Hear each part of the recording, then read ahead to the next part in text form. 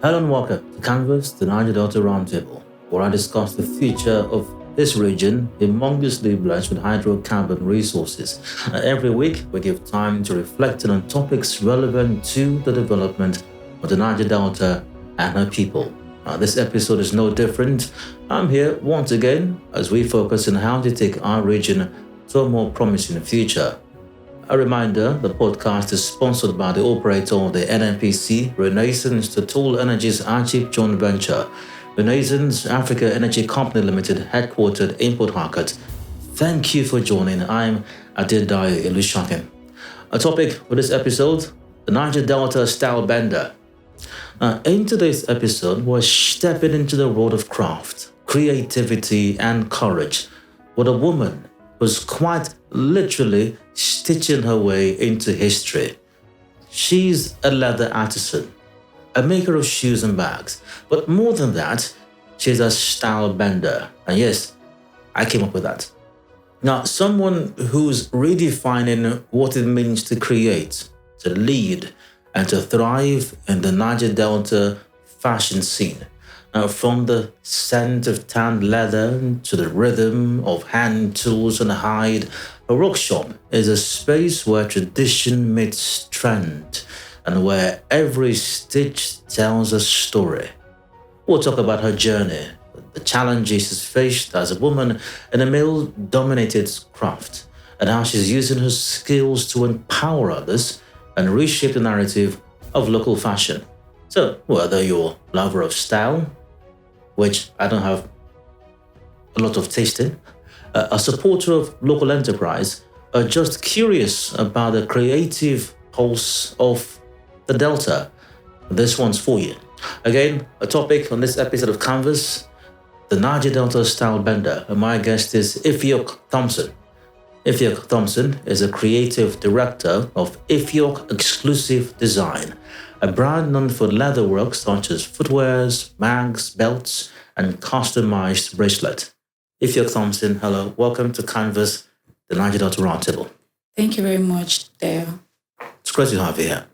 Thank you. So, why? Why shoemaking? Why? I mean, of all the things you could have done, why shoemaking? Okay, I've always tell people about it that if I didn't actually go for shoemaking, I believe what I would have ventured into, I think, is furniture works, which is carpentry also. That's because I love what makes me stand out and being different from other women or ladies, I would say. And I love being creative. I love using my hand to do works. And I think it's different from hairstylists, makeup artists, and all the rest. And I also believe that when it comes to shoemaking, people wear shoes every day. People use handbags. And this is something that generation to generation, like, it's not something that maybe a particular season you get to, okay, this season is not for occasion, so I won't get to do work. But no, when it comes to shoemaking, people wear shoes every day.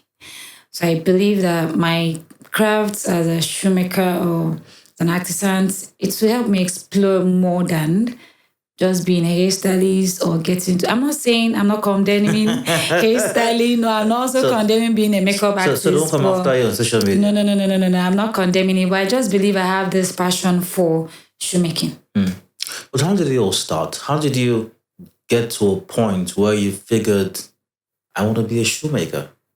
I mean, how? Okay, it all started when I finished my secondary school. And I like beading. I like using bead. I also like using crochets, like knitting all those crochets and wool and all the rest. So at the point I was like, if I can bead this thing, I can use it to create something. So at first I used it to create a sandal. I walked to someone and I meet the man. I went to a shoemaker shop. I meet the man and I said, sir, please can you help me attach the sole to this bead? And he said, sure, but why do I want to? I said, I just love it. I want to wear it. So he said, okay, fine. He actually did that. It came out so fine. He was like, can you keep up bringing this orders to me? I said, so I don't know if I will have time, but I will try. It's just that I like wearing what I use my hand to create. And the day I went to church with it, every people was like, wow, you made this. How come? How? I say, I don't know, but I just have this zeal of doing something like this. And I say, let me try it out if it will work. And it came out so very well, so nice, and people keep to admire it. And I think I was passing by when we had a program and I saw a shoemaker shop and I decided to go for the training. All right. So one more thing, I'm guessing, I don't know how old you were then or what stage of your life. By the way, I'm not asking your age. What stage of your life you were at that time. But I'm guessing it was some years ago. So what was the plan? Because one would think that at a certain stage of your life, you will have been thinking, here's what I mean. Now, when I was young, much younger, a child, somebody asked me, what did you want to do? Probably the first thing that came to mind was I want to be an astronaut. And other things would follow afterwards. So what was it for you? And what happened? Were you able to follow through with that? How did this come about, this tangent, or what one might consider a diversion of sorts? What's your story?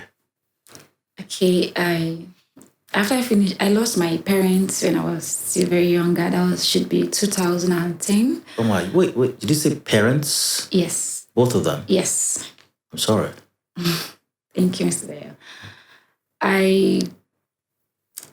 After my secondary school, so I told my uncle I want to further more to school and I want to become a lawyer.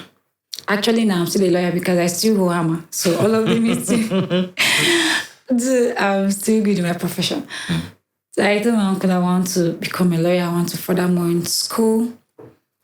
But then there's no how the two of us, me and my cousin, could actually go to school at the same time.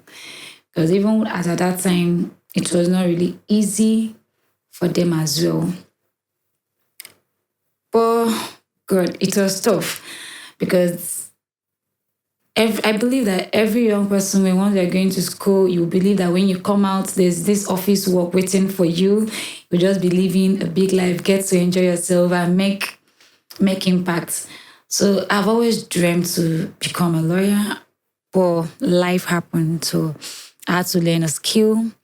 And there was this skill acquisition that actually came up in my local government as a Dane.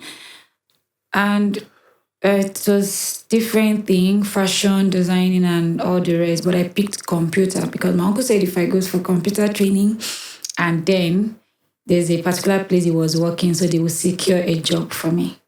So after with time, I started the training. They said if you pick yes, that simply means you are qualified to join for that batch. If you pick no, that simply means you have to wait for the next batch. So by God's grace, I picked yes and I started the training with time, but it did not last. It was supposed to last for like 6 months, but I think we did not even finish 1 month because they said the last batch, the government did not pay, so they had to stop so that the government can pay them. Nigeria just kept happening to you. All right, go on. So we stopped.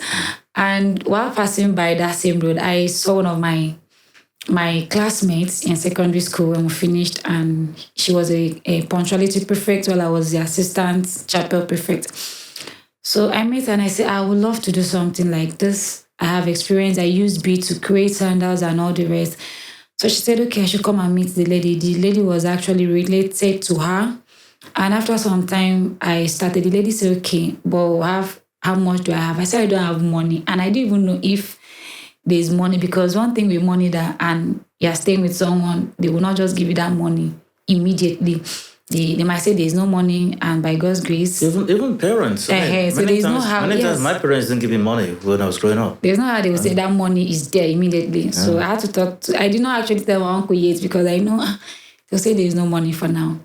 So I started. She said, since I know how to do beading, I should teach her how to do beads, while she would teach me how to make footwear. So that was how it all started. That was the luck I had.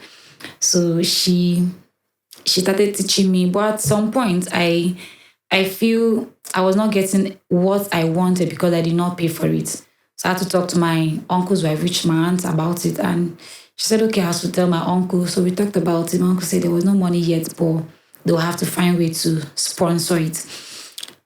So after some time, I get to hawk slippers for her. People get to know me. Did you say hawk? Yes, I hawk those footwear for her so that she will open her mind and teach me what I want. And I get improved getting to do what I know how to do the best. So that was how it started. So I just love being creative about it. I want to ask you a somewhat difficult question, and I apologize beforehand. So here you were, a young lady, lost a parent at an early age. Sorry again about that. You struggled living with your uncle, I think, and you tried, some opportunity came up, you tried to learn computing, even that didn't happen because some government didn't pay for something, and then you were stuck again. How did you find the strength? Where did you find it from to keep going, to do something else, to try something else? How? Okay, my senior cousin will always say that in as much as she's staying in her father's house, she has to strive for what she wants. So if I know that I don't have a parent and there's no way I can always fall back to if anything happen, I have to strive for what I want. So I pick up this courage that there's no one I can always fall back to. So I have to strive to make a name for myself and to stand out. So I don't believe in, I should start with the little I have if I really want to go far. Mm-hmm. Now, we've been friends on Facebook for a while. Even though we only spoke recently, when I reached out to you, I saw a post you made about another award you won. We'll come to that much later on. I think I've seen you've won several now. Yeah. And I figured, I have to have this lady on the podcast, and that's why I reached out to you, and here we are today. The rest is history. And I've seen pictures you post, I've seen videos you posted over time, and I think I can say safely it's tedious work. It's hard work. You post videos of you working on some of your materials. Why did you pick something that requires that level of intensity, hard work, almost menial or manual labor? I mean, you're a good-looking lady. You could have picked something soft work, something considered maybe easier or softer. Why something this difficult and hard? Okay, I think that is way I was called to function, because I've always said that if I did not go to shoemaking, I believe I would have preferred going for furniture. Sorry, I would have preferred going for furniture or something like that. So that's because I feel that is where my strength is. I did not really have passion for makeup or fashion designing or being a hairstylist. I'm not condemning them, but I think I have the zeal of creating something. I have this friend. Her name is Esther Obak. She turned trash into a valuable something. She used it to make frame and every other thing. So we just had to go into something that it is different from other things that women do. So I love my crafts. I just want to stand out in a unique way with it. So my craft is, I know it's kind of a male work, but I think that was why most people did not really take me serious, because they feel at a point I will stop or I will break down. But no, I keep striving because I want to prove a point that what a man can do, a woman can actually do it much more better. I believe so. So I just decided to go into shoemaking because I love being creative. Speaking of people not believing in you, what were the challenges that you faced when you started out? And what challenges do you face now? It was not actually easy. It was tough as a thing, because getting people, convincing customers, getting all those clients and telling them this is what you do, it was quite difficult, because most people will say, let me try it and see if it lasts. I'll bring more people, I'll bring 10 people. No. It was quite difficult. And they won't pay. Most people will say, especially because I used to get to some boutiques, get to some supermarkets, get to church. I go with them, show them sample that this is what I do. It is even better that someone say, okay, maybe next time, than someone collecting your product and say, okay, let me sample and I will make refund. Please don't do that business. And maybe people saying, okay, let me take it. I'll pay next tomorrow, especially church. Please don't be so emotional when you are doing business. Be strict. If you are not giving out, or if it's family, if you are not giving out, please don't do it, because at a point I ran out of funds. I could not raise capitals for materials and all the rest. It was tough. It was not easy, but we have to strive it, because people will say, okay, I'll pay tomorrow, I'll pay next tomorrow. And when you're asking for your money to as if you are asking for the money, like their own money. Because most people... Church people. Jesus Christ. And they will like asking inside the church so that you'll be, since it's church now, definitely they will pay you the money. And they will end up not paying the money. So most time, I so much thank God I have a showroom now, because before you walk into my showroom, I believe you know why you are there and you will definitely pay for it. So there is no how tomorrow will come. I don't sell on credit. So please don't use sell on credit. It was quite challenging. I hope your church people will not watch this. What challenges do you face now? Especially as you also identified, this is the largely male-dominated industry. Yeah. So how did you maneuver that, and what are your current challenges? I mean, you don't have a problem with church people again. No. Thank God. So what are your current challenges now, and how are you maneuvering this vastly male-dominated industry? Okay, I think it's not quite challenging as that. That's because most people seeing a lady being productive, they would always want to patronize just to encourage you and support you. And I'm also using this opportunity to say thank you to all my clients that have been patronizing me, because they also encouraged me to build more on it. And the challenges I might have now is having a break from your work and maybe going for, like me, let me use myself as an example. I had to take a break in January for an upgrade, and coming back to start all over again, it was not that easy. Getting those audience by getting to tell them you are back for your work, it's a bit challenging, because most people feel the brand is no longer there, they are no longer working. And so getting them back, getting your clients back, getting them back to know that you are back and you are even much more better, it's quite challenging. And raising funds to get equipment too, because I believe when it comes to handcrafted, I want to build this brand to an extent that, like, making sure that what you see outside the country, there is no much different with what we produced here in Nigeria. Standing out, making that handcrafted brand stand out. Because when it comes to handmade footwear, like me, I pay attention to all details, most especially my finishing. Because most customers I have is referrals. If a customer purchases a product from you and he or she is not comfortable with that, definitely they will not come back and they will not refer another person to patronize you. So I pay attention to those finishing, those little things. It helps. It really helps. So I want to put out the brand there that's made in Nigeria. It's something that everyone would love to own. I should be in the house. Let's talk about that briefly, because growing up for me, I know that, and that's how I was brought up. There was a penchant for foreign-made goods. So what's it like? For you now, the business of it. A lot of more Nigerians they don't appreciate locally made stuff, and the reason I think many persons back then, or maybe now, I don't know, preferred foreign-made goods also because of the quality.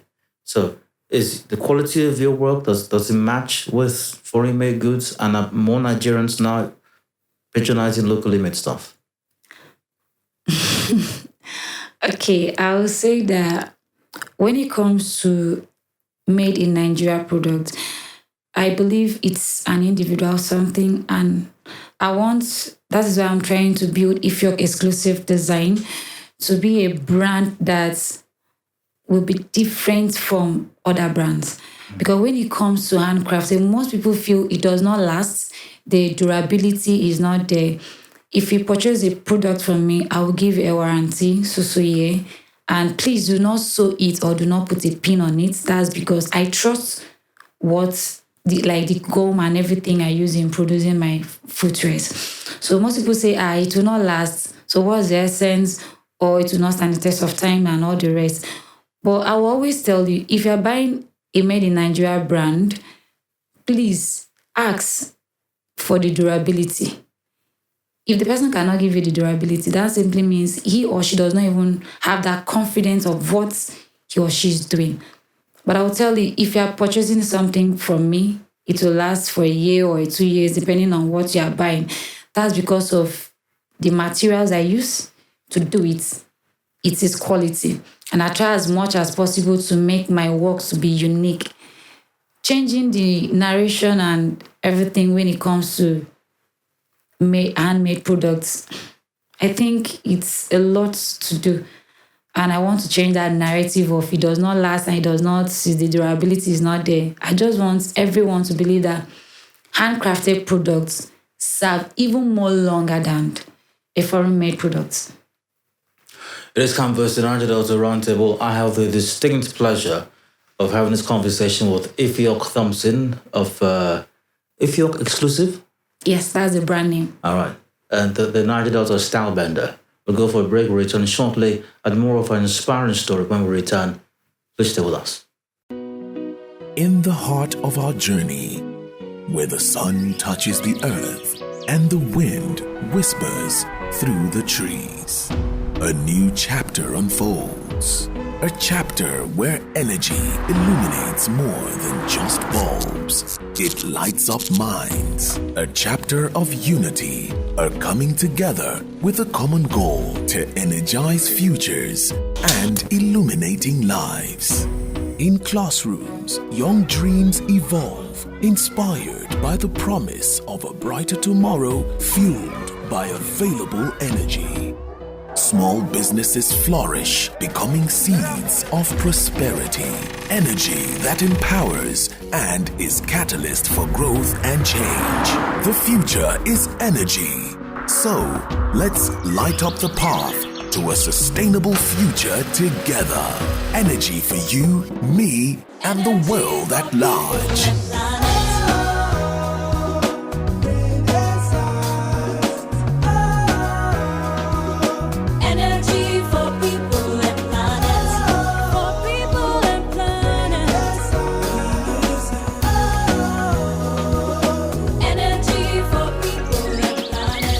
Energy for people and planet. We are Renaissance. Welcome back. Still Canvas, the Niger-Delta Roundtable, brought to you by Renaissance. I'm Dio. I still have the pleasure of my guest here, Ifiok Thompson, the Niger-Delta Style-Bender. Welcome again. Thank you for your time. Thank you, Dio. What's your process like? Walk me through your creative process from the beginning to when you have a finished product. How does that go? I don't get. So when you get an order, okay, or you are inspired to make something, I don't know. Okay. How does this start? And then what happens? What's the process? So somebody asks you to make something, maybe send you a picture or something, okay, or tells you what they want. Or do you sometimes get inspirations? You just make something, like you see a vision. So from that moment, what happens? What happens next? What happens next? All the way to the outcome. Okay, first, depending if a client sends an order, we'll start with pattern drafting before we get to the finished work. Or if I'm the one being inspired, there are some days I will just sleep over it and I'll just have something in mind to do. I'll be inspired, or maybe probably I saw something and I will be inspired to do in my different way or another style of it. So first we'll start with drafting out a pattern. It's like everything, when it comes to leather work, I believe everything you start with drafting a pattern out, then you also confirm the pattern if it's correct, because you wouldn't want to waste your material after creating everything and it did not come out fine. First, you have to draft out the pattern. There are sometimes you draft out the pattern, you think it's correct, meanwhile it's rubbish.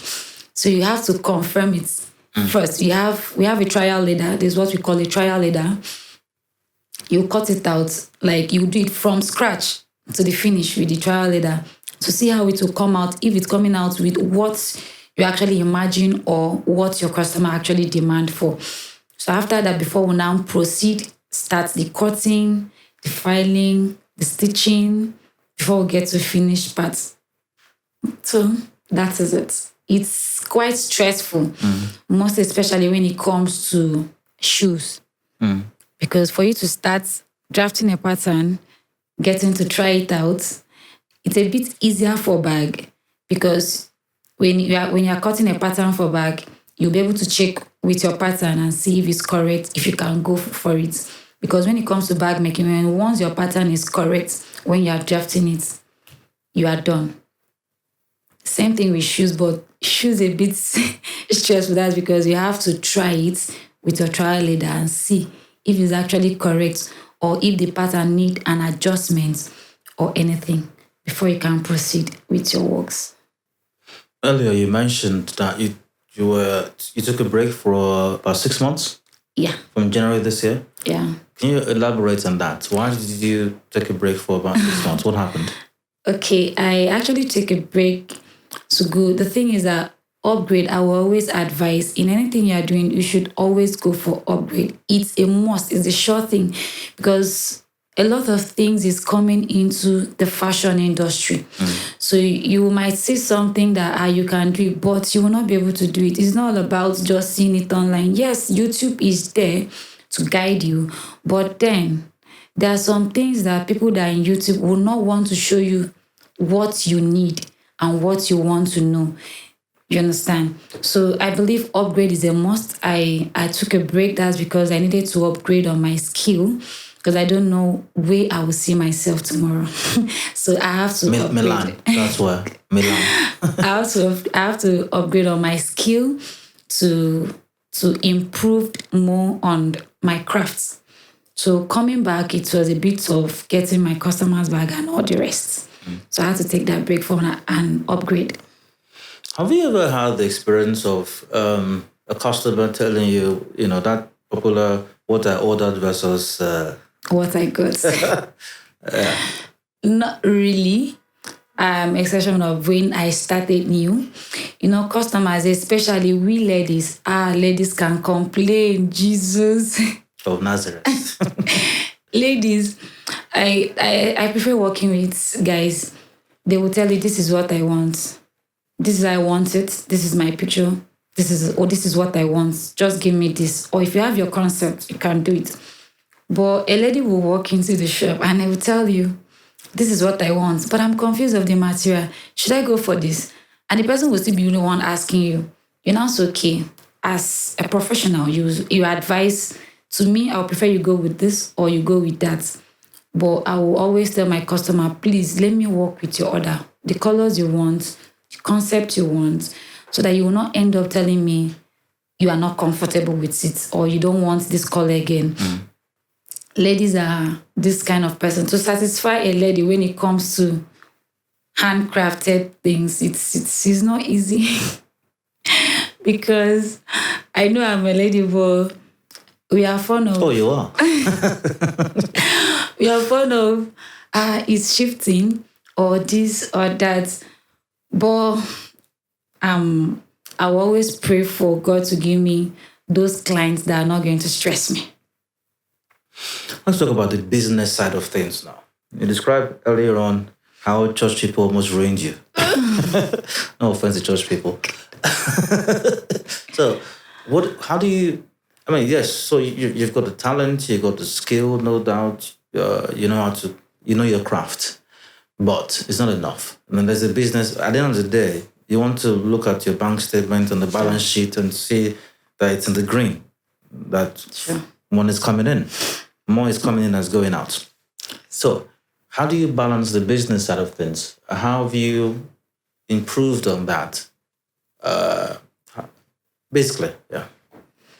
Okay, running a business, it's not that easy because every day is not Christmas. Every day cannot never be rosy. There are some days we don't make sales, but we still have to push.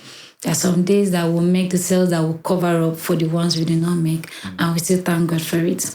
So running a business and also teaching, being an instructor, getting to produce and being creative and all of that, it's not quite easy, but I have the passion for it. So I believe that giving up is not an option. So I would always strive because there are other people. I believe I'm an inspiration to other young ladies out there. There are people looking up to me. So I will always tell God, please, I cannot fail now and I will never fail because there are other people looking up to me. So running a business, it's kind of a bit challenges, but we keep up, we push up because we know where we are going to, we know where we are heading to. Still on the business side of things, what are some of the mistakes that you made, or maybe even recently, as far as the business side, not with the craft itself or making, the material, your works, but with the business side? What are some of the mistakes you made, your pitfalls that you learned from, and what lessons did you learn from them? Okay, I would say that please taking a break from business. It's not advisable. I think we should have someone that can be able to continue when we are not there. So that even if you are taking a break from it, it will not affect you or your business, because definitely when once you are not there, just like when they say when once the owner of the business is there, the business will go down. So taking a break from the business, it's something I would advise. Please, before you take a break from business, make sure you arrange and put someone in place before you leave and take your break. Because if you just fall out from it, trying to gather it back, it's quite difficult from it. You talked about training people a while ago. You mentioned that in the course of the conversation. Yeah. So what exactly do you do with that? I mean, what's the scale of that? Yeah. I actually I've trained a lot of young people. That's because most especially, I want to build this impact of empowering young people, mostly the ladies, to become an asset and not a liability. That's because there are a lot of people out there that does not have this opportunity of having a skill. Most people feel going to school is everything. I'm not saying going to school is bad, going to school is good, but please, currently in this economy, in Nigeria, I think most people, I know a lot of graduates that have actually trained. That's because I know what I am doing. And a lot of people out there wish to have a skill, but they don't have the opportunity. So I'm trying to grow this brand. It will get to a time that I will be giving scholarship for my academy for people to come in and acquire the skill. Because things are happening, a lot of things are happening. For people to survive now, it's hard. So if I have an opportunity to train more people on my skill, I would do. And I have my past students, and for them to own their shop and do all these things, it gives me more joy that I'm impacting knowledge to people and they are growing with it. I encountered you on Facebook. That's where I saw you and your work. To what extent or how have you been able to leverage social media and an online presence, and how has that affected your business? When it comes to social media, if not for my skill, I don't think people will even know me or even heard my voice on social media. That's because I'm not a social media kind of a person. But I have to sell myself. I have to sell my business. I have to sell my creativity. I have to sell it out. I have to put it out there for people to know that this is what I do. social media have actually helped me most, especially Facebook and Instagram. I'm still trying to come up with Instagram and also TikTok. Facebook has helped me a lot. A lot of my clients are from Facebook. Some people order and I will just have to deliver.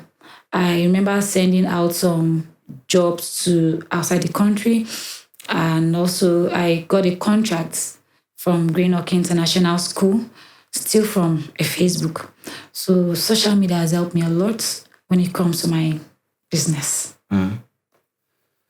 Do you have any mentors? People who inspired you? People who, Yes, I do, and can I also mention their name? Yeah, please go ahead. Okay. This lady, she makes shoes. She based in Lagos. Her name is she's a Judith Shoemaker. She's my mentor, and my mentor on bag making is it Judith? I've forgotten her name, but she's good.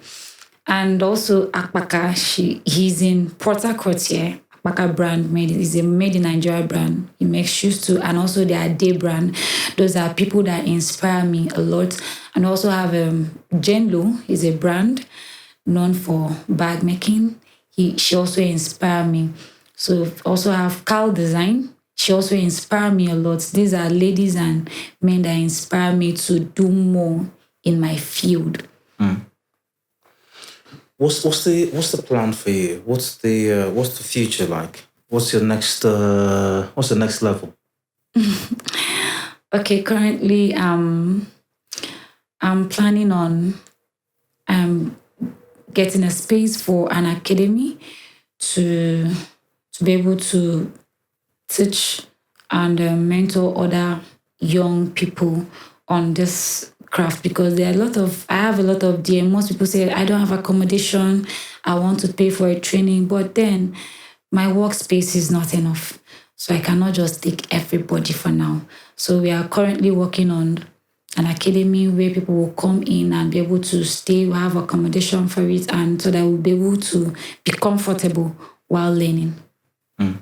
Now, you came with some of your works. Yes. We will showcase that in the course of, I'm sure the producers of this will fit it in somewhere in all of this.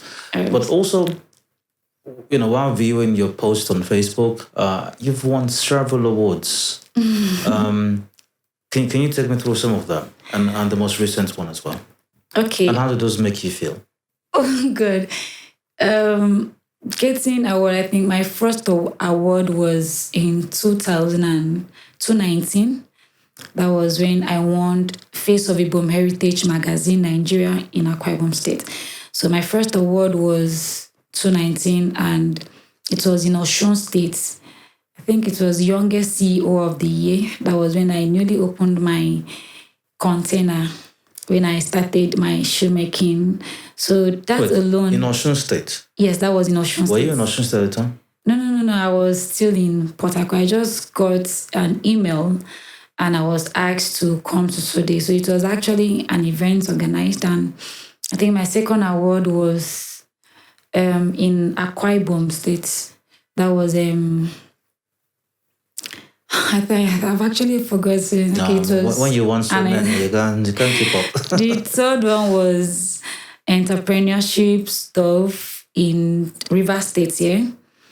And I think it's a lot. I think I won an Entrepreneur of the Year in River State, Best Entrepreneur of the Year in River State. That was 2021. 2020 was in Akwa Ibom State, Most Relevant Girl Child in Akwa Ibom State. That was organized by an association of kings and queens in Akwa Ibom State. And the other one was Nigerian young something. The most recent one? The most recent one was in Port Harcourt here. It was an encouragement to an entrepreneurship. It was all about the lady being inspired, and I was given an award for entrepreneurship. betting a best girl or so.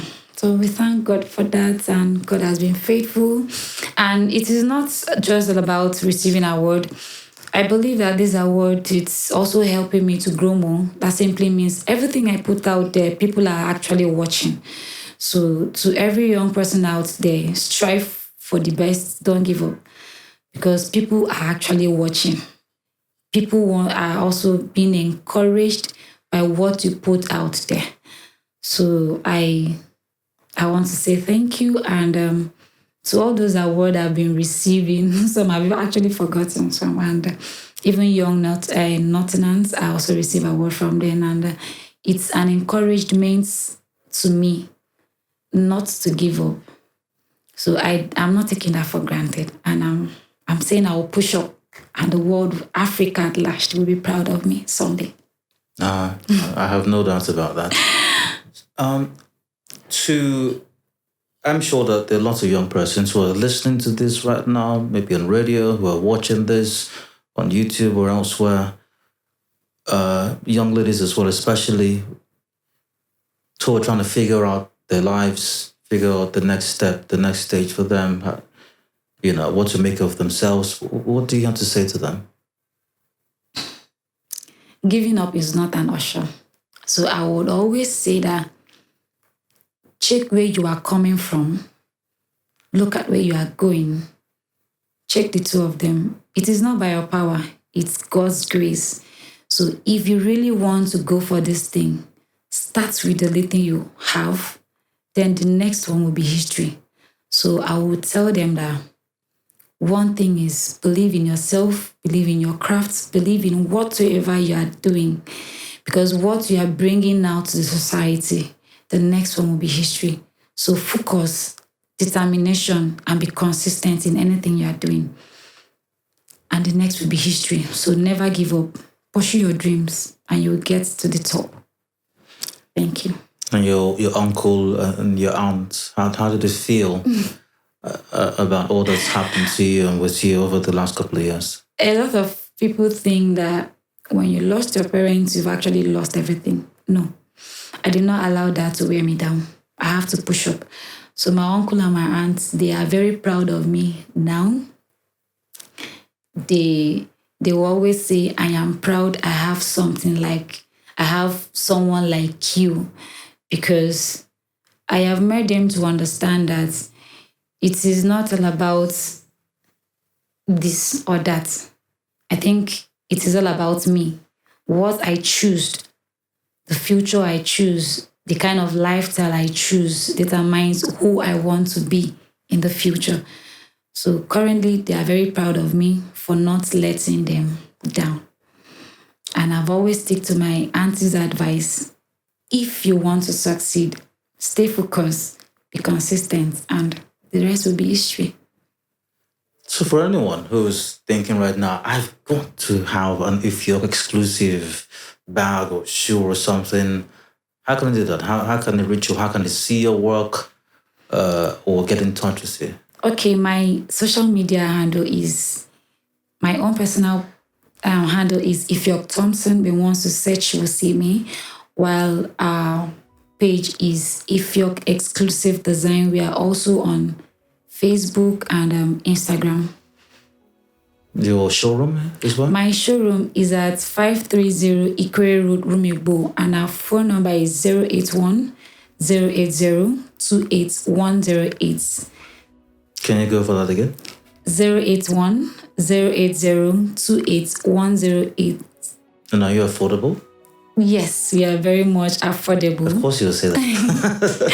We are very much affordable, and our products are top-notch. The quality is top-notch. Ifiok Thompson, it's been a pleasure having this conversation with you. I can't thank you enough, really. I mean, not just because you helped fill an episode of this podcast, but because even I've been inspired by having this conversation with you. Thank you, Mr. Bayo. And that's it for this episode of Canvas, the Niger-Delta Roundtable. I've had the ultimate pleasure of discussing with Ifiok Thompson, can I call you CEO? The CEO of Ifiok Exclusive. And she shared her remarkably inspiring story into the brand that she is, and the plan is to go global. Milan, remember Milan? Don't forget me when you get to Milan. Sure. Yeah, it's been a pleasure. Thank you very much for your time. Thank you, Dayo. And that's a wrap for this edition of Canvas, the Niger-Delta Roundtable. I hope you've been inspired as much as I have. We've had a conversation on the Niger-Delta's finest style-bender, Ifiok Thompson. And make the most of yourself. Yes, Nigeria may happen to you as it happened to Ifiok on more than one occasion, but that's no excuse to not make something of yourself. Join us next time for another fascinating episode, but watch the previous ones via our various social media platforms or YouTube as well. And have a wonderful rest of your day. Bye for now.